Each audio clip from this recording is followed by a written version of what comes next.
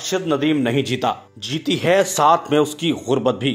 उसका वो जज्बा भी जीता है जो उसे इस जुस्तजू में दरबदर लिए फिरता था कि कहीं से चंद लाख मिल सकें जिससे वो ज्यूलेन यानी वो लकड़ी खरीद सके जो दुनिया के खिलाड़ियों के पास वाफिर पड़ी रहती है।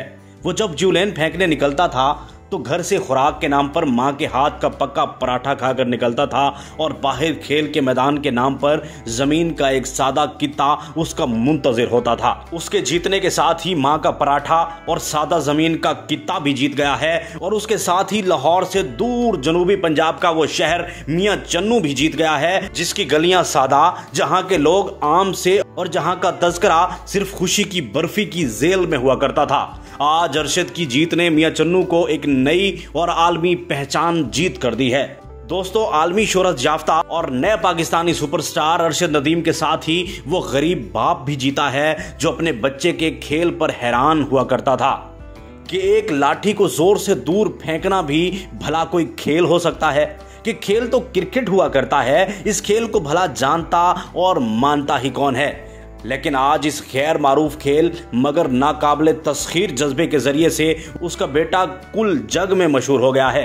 हीरो ही नहीं, सुपर हीरो बन गया है।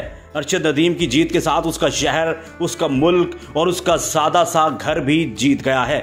मैंने अरबी कमेंटेटर को सुना, अरशद के ज्यूलेन संभालने, हाथों पर तोलने और फेंकने के साथ साथ जिसका रवां तबसरा जारी था, मगर जो ही अरशद ने करिश्मा किया वो सब भूल के अल्लाह अकबर के नारे लगाने लगा। मैंने इंडियंस को सुना जो कहते थे हमारा नीरज चोपड़ा कम ना पड़ा था। अरशद नदीम मगर आज आउट ऑफ सिलेबस आ गया। उसका मुकाबला कौन कर सकता था कि वो तो हिसाब किताब और सारे निसाब से बाहर था। उसने गोल्ड ही नहीं जीता, अपने जोर बाजू और गरूर गुर्बत से ज्यूलेन थ्रो का 100 साला रिकॉर्ड भी तहस नहस करके रख दिया है। ये दिन किसी और का कैसे हो सकता था? ये दिन सिर्फ अरशद नदीम का ही था।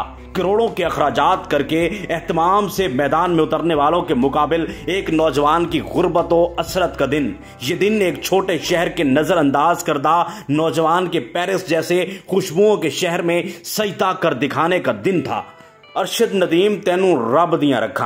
अरशद नदीम, तुमने सारी दुनिया में सजदे का मंजर दिखा दिया, खुदा तुम्हें हर मंजर में दिखाएगा। अरशद नदीम, तुम इस कबीले का फख्र हो कि कैसा फिर न उठा कोई बनी आमिर में। फख्र होता है घराने का सदा एक ही शख्स,